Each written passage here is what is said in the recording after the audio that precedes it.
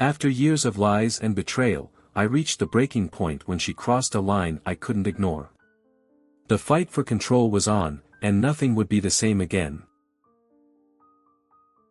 Welcome to today's story. But before we dive in, whether you're new to the channel or have been following for a while, I'd really appreciate it if you could help me reach 1,000 subscribers soon, as that would motivate me to keep bringing more interesting stories to you. Thank you so much. Now, let's get into today's story. The character we're following is facing a situation like this. After enduring years of betrayal and emotional manipulation, he's forced to confront the harsh reality of his broken marriage. Have you ever found yourself in a situation where you were pushed to your limits, forced to make difficult choices that would change your life forever? Stick around until the end to see how the character overcomes it and finds the strength to move forward. It was a typical Monday morning. The kind where the coffee is extra hot. The morning news was just what I expected, nothing exciting, just the usual chaos of the world. I was sitting at my kitchen table, sipping my coffee, flipping through the newspaper. It was supposed to be just another ordinary morning. But life had other plans. My wife, Avery, sat across from me, fiddling with her phone. I could feel something was off, but I wasn't sure what. She put the phone down, glanced at me, and then said, "Avery, can we talk?" My heart skipped a beat. And I set the paper down. That's when she hit me with it. "I want a divorce." I stared at her, no emotion on my face. "Is that all?" I replied, picking up my coffee again, pretending it was just another one of those minor annoyances that life throws at you. But no. She was serious. "I'm not kidding," she insisted, her voice trembling. I didn't care. "Fine," I muttered, setting the coffee down with a soft clink. "You want a divorce? Go ahead." She looked taken aback, like she expected some kind of reaction, a fight, some desperate plea for her to stay. But I was done. She had been distant for months, always out late, making excuses, her phone constantly buzzing with texts and calls. I had enough. I stood up, walked out of the kitchen, and into my office. I needed space. Time to think. Time to plan. It had been over a year since I first suspected something was wrong. And looking back now, I realized just how much I ignored. The late nights, the strange behavior, the way she'd start leaving her phone face down whenever we were together, subtle, yet deliberate. At first, I thought it was just my imagination. Maybe it was me. Maybe I was just paranoid, projecting all my insecurities onto something that wasn't really there. But deep down, I knew. The signs were all there, screaming at me. But I wasn't ready to see them. I had convinced myself it was just a phase. People go through stuff, right? I told myself that, hoping, praying it was true. She was stressed at work. Maybe she just needed some space. Maybe I wasn't giving her enough of that space, too focused on my own life, on my own issues. Yeah, that made sense, didn't it? I kept telling myself these lies, all the while hoping I'd be wrong. But deep down, I knew. Then one night, after yet another late night spent with her friends, I couldn't shake the feeling anymore. It was like a knot in my stomach I couldn't untangle. I couldn't ignore it any longer. So I did what I never thought I'd do. I hired a private investigator. I figured, what's the worst that could happen? I didn't think it would actually go anywhere.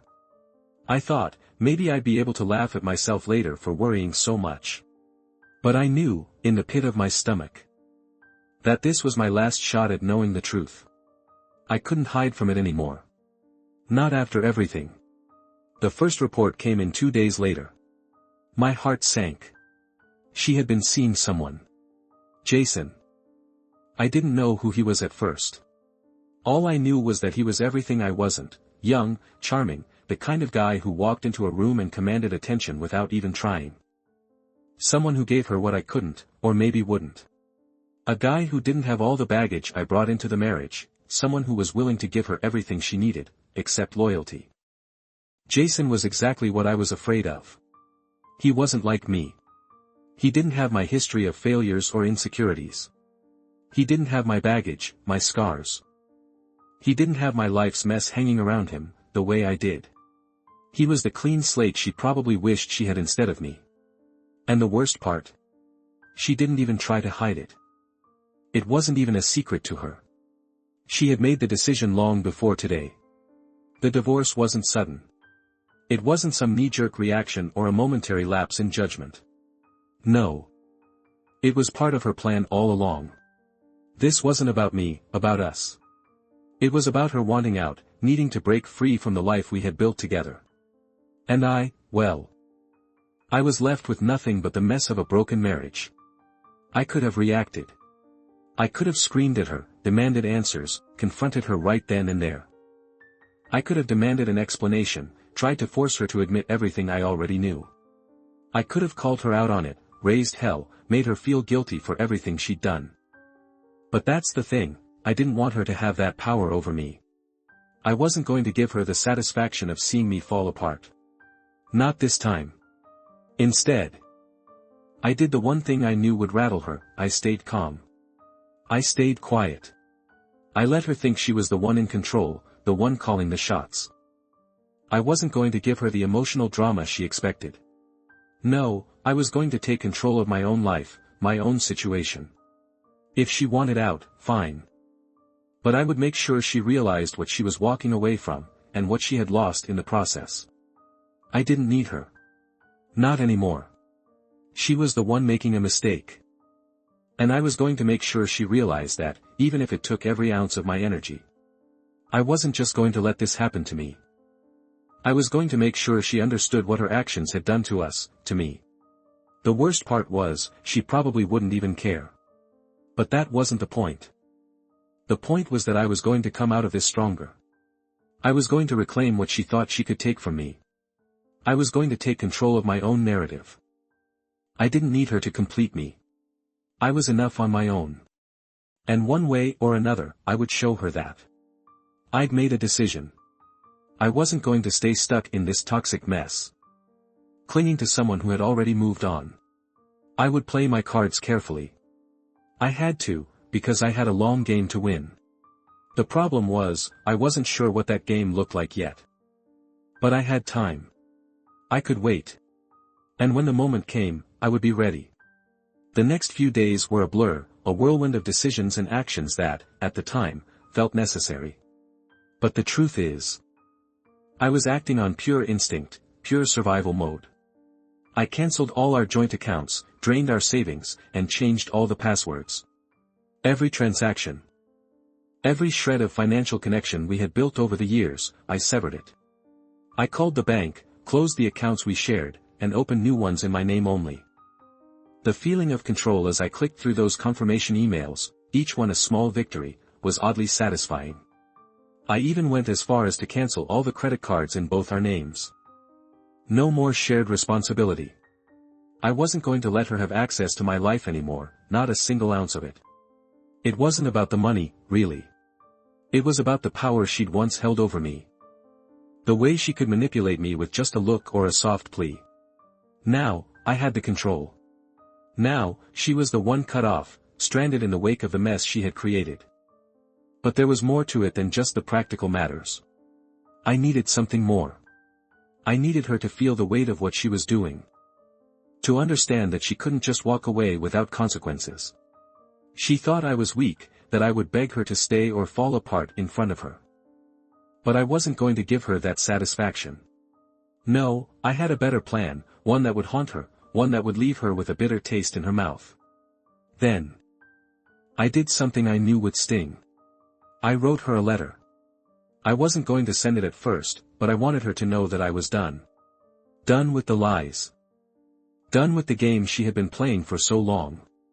I wasn't angry, not in the way she probably expected. I was done being a fool, done letting her use me as her emotional crutch. This wasn't rage speaking, it was clarity. I had allowed her to break me down, but no more. I carefully wrote out the words, as cold and precise as I could manage. I kept it simple. I hope you enjoy the ride, I said. You're going to need it. It was a little cryptic, but I knew she'd understand. I wasn't talking about the literal ride with Jason, her new lover. No. I was talking about the ride of deception, the ride of using someone until they had no more to give. And Jason? He had no idea what he was getting himself into. I knew that deep down. The way she had twisted things around would catch up with him eventually. He might have been charming, but he wasn't immune to her games. But I wasn't finished. I sealed the letter in an envelope. Added a lottery ticket to sweeten the deal. It wasn't about the money either, it was just a little something extra, a small jab. A reminder that while she was busy chasing excitement, I was the one walking away with everything that truly mattered. She'd been so consumed by her affair, so wrapped up in what she thought was a better life, but in the end, she would see that it was all empty. She would never have what I had, the things that mattered, the life I had built, the integrity that remained unscathed. I left the letter where she would find it, buried among the mundane things she would sort through as she prepared to leave. It wasn't so much about the letter itself as it was about the message it carried. I didn't care if she opened it right away, or ever at all. What mattered was that, deep down, she knew that I was done. And I needed her to understand that I wasn't the one who had lost. She had. There was something so final about that letter, an act of closure that went beyond words. As I sat there, watching the sun set over the city, I felt a strange mix of satisfaction and emptiness. It was over. I was over. And yet, there was still this aching void that I couldn't quite fill. But I had to keep going. I had to move forward, because no matter how deep the hurt was, I knew that the only way out of it was through. I spent the next couple of days living like a man on autopilot. The mundane actions, canceling subscriptions, updating passwords, and organizing my belongings, were all part of a process, a way to keep myself busy, to numb the pain of what had happened. I kept telling myself that I was fine, that I was in control. But the truth was, each task felt like an attempt to rebuild something I wasn't sure I could ever repair. At night, I'd find myself lying awake, staring at the ceiling, letting the silence fill the room. I thought about her. I thought about him. I thought about everything we had shared, everything we had lost. And every time I thought I was ready to let it go, it hit me again, the sharp sting of betrayal, the knowledge that someone I had trusted with my heart had given it away like it was nothing. I couldn't let myself fall apart. I couldn't allow the weight of those emotions to crush me. I knew that if I did, I'd never get out from under it. So, I kept busy. I kept moving forward. But I couldn't escape the feeling that there was still something left to do. Something bigger than just cleaning up the mess. Something that would make her see that, despite everything, I was the one who came out of this with my head held high. I didn't need her anymore. I didn't need her approval or her validation. I didn't need to explain myself to anyone. But I needed her to know one thing, that she didn't win. And in the end, that was the sweetest revenge of all. The days passed, each one blending into the next. But I wasn't done yet. I had a plan. One that would take everything I had learned over the last few days and turn it into something even more powerful. And when the time came, I would make sure she knew exactly what she had lost, what we had lost. Not just a marriage, but trust, respect, and, most importantly, her chance at redemption. As I sat back and watched the final steps of my plan fall into place, I felt a strange sense of peace wash over me. Not because I was happy, not because I was healed, but because I was finally free. The anger was gone. The resentment was fading. And all that was left was the knowledge that I had done everything I could to take control of my life again. And with that, I was ready for whatever came next. Whatever life threw my way, I would face it, knowing that no matter what, I had come out the other side stronger than I'd ever been before. Avery was shocked when I handed her the envelope. The color drained from her face as she looked down at it, her eyes flicking between me and the letter, trying to make sense of what was happening. I could see her mind racing, scrambling for an explanation or a way to talk her way out of this. But I wasn't having any of it. I wasn't going to beg her to stay or listen to any more of her excuses. I was past that. We were way past that. Take your stuff and leave, I told her, my voice steady, but my words cut through the air like ice. I wasn't going to let her twist this situation any further. Not anymore. The weight of my words hung between us, thick with finality. The finality that, in all these years, had never come so clearly, so definitively. She stood there, stunned. Silent for a moment, almost as if she couldn't believe what I had said. She had probably expected me to break down, to beg, to plead for her to stay. But I wasn't that person anymore. The man who would have done anything to keep her had been buried under the weight of her betrayal. The man who would have fought for her was gone. And the man standing in front of her now was someone who had woken up to the truth. But Avery didn't leave. No, she stayed in the house, even though she had no claim over it anymore. This was the house I had built, the house I had invested in, the life I had worked for. But she thought she could do whatever she wanted. She thought she could push my boundaries. Make demands as if everything was still the same. She thought that by playing the victim, she could manipulate me into giving her another chance, or worse, begging her to stay. And that's when I decided to make things harder for her. I wasn't going to let her believe for one more second that she could walk all over me. That she could take anything from me without consequences. No, I would make her pay for every little thing she had done to me. Every lie, every deceit, every moment she'd spent outside our marriage. I would make her feel the weight of it. I didn't care how long the divorce took. I was in no rush to get this over with. Let it drag on. Let her feel the pressure. I would hold the reins of this situation for as long as I could. She wasn't going to get out of this easily. This wasn't going to be a simple, clean break. Not for her. Not after everything. The first step was to see a lawyer. I called someone I knew through a colleague, someone who specialized in high-conflict divorces. I didn't want just any lawyer. I needed someone who understood the stakes. I needed someone who could protect me, protect what was mine, and make sure Avery didn't walk away with anything more than she deserved. When I sat down with the lawyer, I explained everything, the infidelity, the lies, the emotional toll this had taken on me. The years I had invested in our marriage while she was off with someone else. He didn't hesitate. He said we'd start the paperwork immediately. He could see how coldly I was approaching the situation, how I had already made up my mind that there was no turning back. I made sure to have everything ready. Every document. Every piece of evidence that showed my financial contribution, my role in building this life, everything. I wasn't going to lose the house, the pool, or the life we had built together. This was my home. My legacy. And I'd be damned if she thought she could take it from me without a fight. I would fight her for every inch of it, not just out of spite, but because this was mine. Because I deserved to keep it. But as the divorce proceedings dragged on, and the endless paperwork piled up, I started to wonder, was I doing this for revenge? Or was I just trying to hold on to what I had? Was I so desperate to preserve the life we had created that I was willing to fight her tooth and nail? Even when I knew deep down that our marriage was already dead. Could I even move on? Or was I just holding on to the remnants of something that had already been lost? I wasn't sure yet. There were moments, quiet moments late at night, when I'd lie in bed, staring at the ceiling, and question everything. Was I really doing the right thing?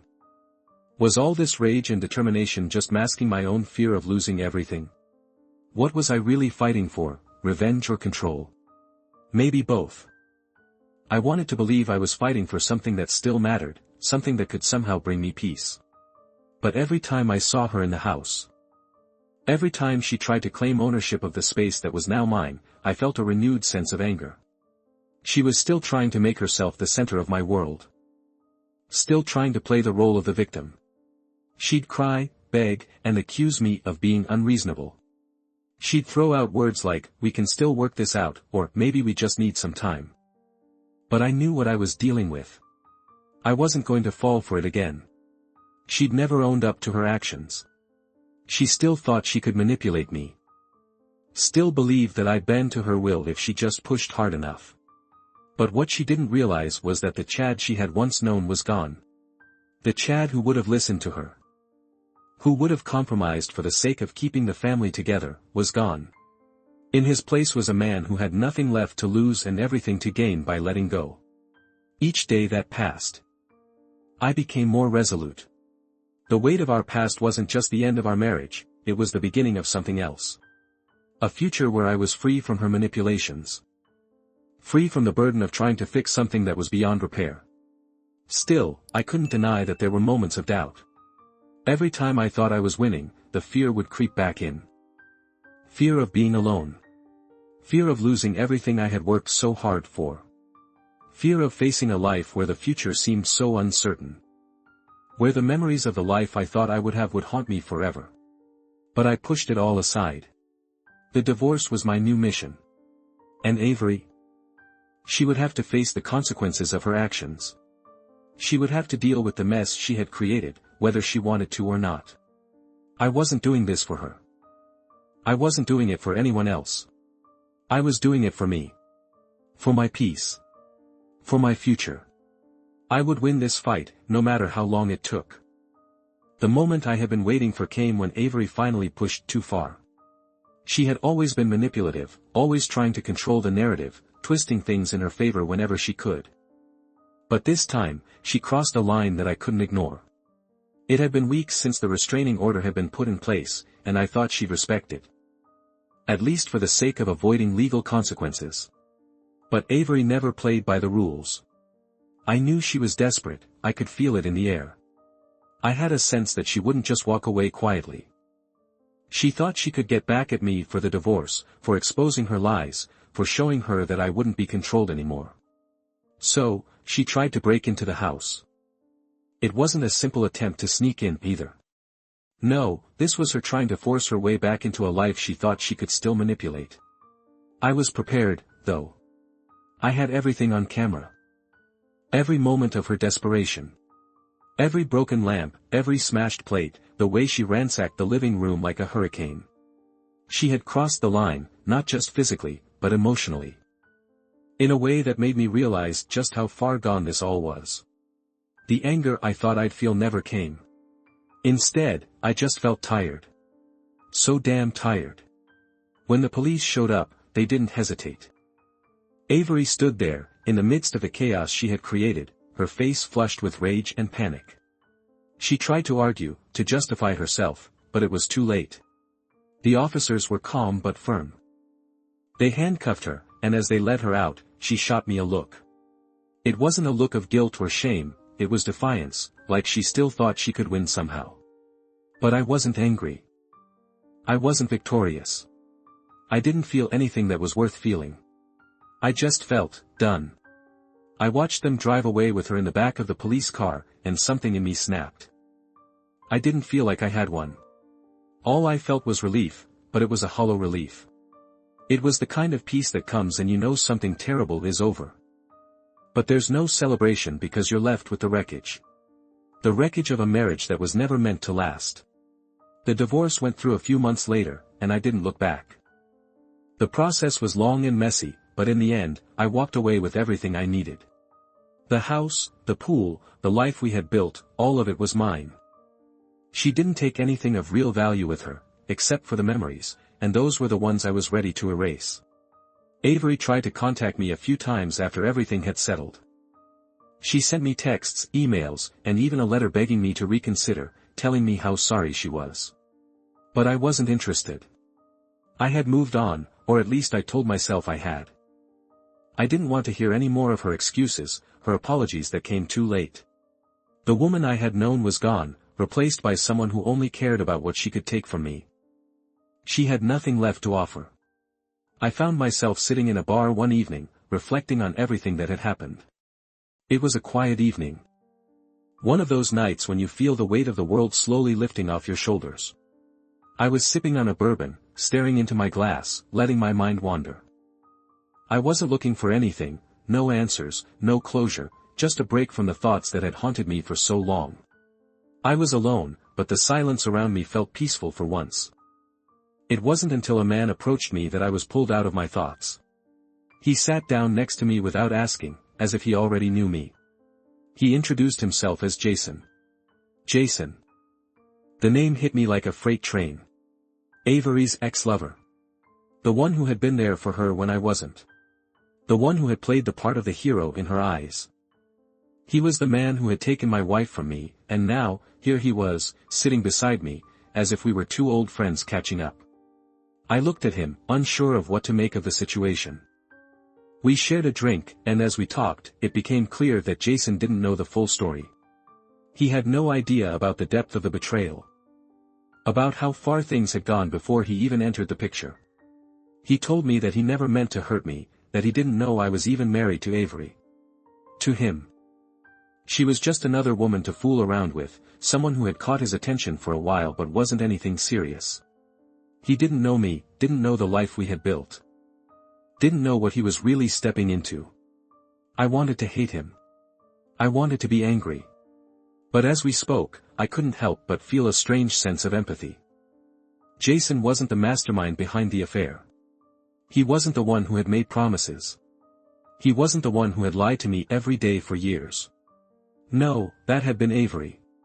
Jason had simply been a pawn. Caught in a game he didn't fully understand. As we kept talking, something unexpected happened. He handed me something, a check. My first instinct was to refuse it, to throw it back in his face. But then he spoke, and his words stopped me. "Here's your half," he said, smiling softly. "Consider it my way of making things right." The check was for a substantial amount of money, the winnings from the lottery ticket I had given him. At first, I didn't understand. Why would he give me this? It didn't make sense. But then it clicked.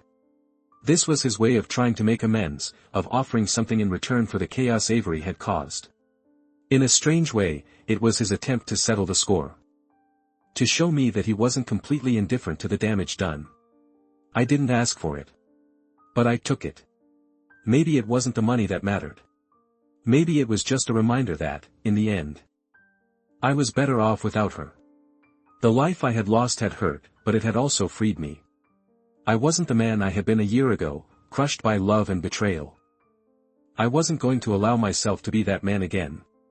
As Jason left, I sat there for a while longer, staring at the check in my hands. The weight of it was nothing compared to the weight I had been carrying for so long. But as I sat there, I realized something important: this wasn't about money. It was about the closure that had taken so long to find.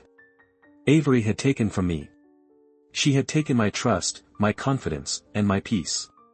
But in the end, it wasn't about what she had taken, it was about what I had regained. My control. My strength. And most importantly, my future. I left the bar that night with a sense of finality. The past was behind me, and it was time to move forward. Avery, Jason, and everything they represented, they were no longer a part of my story. I was writing a new chapter now, and this time, it was mine to control.